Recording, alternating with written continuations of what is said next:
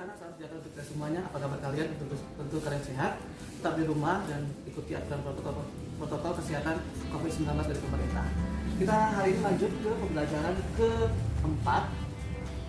Tapi terlebih dahulu kita harus tahu tujuan pembelajaran pada hari ini. Yang pertama, siswa mampu menyebutkan ciri-ciri kesimpulan. Yang kedua, siswa mampu komponen kesimpulan. Yang ketiga, siswa mampu menemukan 3 contoh pelaksanaan sila ketiga dalam kehidupan sehari-hari. Yang keempat, siswa mampu melakukan refleksi terkait penerapan sila ketiga. Baik, kita lanjut masuk. Sebelum kita lanjut, kita sudah pernah belajar tentang materi sebelumnya, manfaat dari tumbuhan. Nah, anak-anak boleh lihat manfaat dari tumbuhan. Yang pertama, itu adalah menghasilkan oksigen. Boleh dilihat gambar di halaman 39. Manusia mengeluarkan hasil pernapasan berupa karbon dioksida. Karbon dioksida diserap oleh tumbuhan dan dirubah menjadi makanan baginya berupa oksigen yang diserap oleh manusia dan tumbuhan di udara. Kemudian ada manfaat tumbuhan yang lain di halaman 40. Ada yang pertama, manusia sebagai hasil oksigen tadi yang pertama. Yang kedua, boleh dijadikan makanan.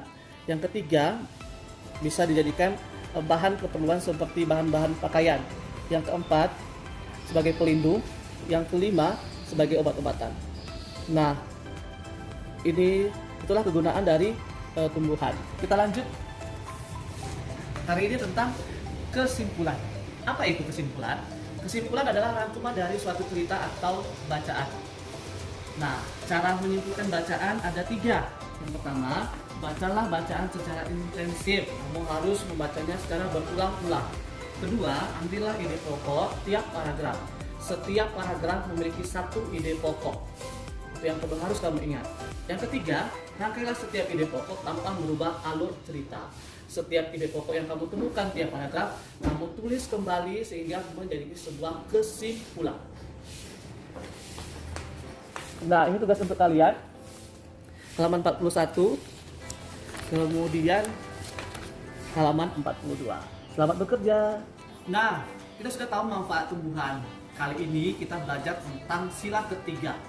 Bentuk lambangnya seperti itu, buhan, yaitu pohon beringin. Apa itu sila ketiga? Persatuan Indonesia. Nah, kita harus tahu juga maknanya. Yang pertama, makna dari sila ketiga adalah menggunakan bahasa persatuan bangsa Indonesia. Yang kedua, memperjuangkan nama harum bangsa Indonesia. Yang ketiga, cinta tanah air. Yang keempat, mengutamakan persatuan dan kesatuan. Yang kelima, patriotisme.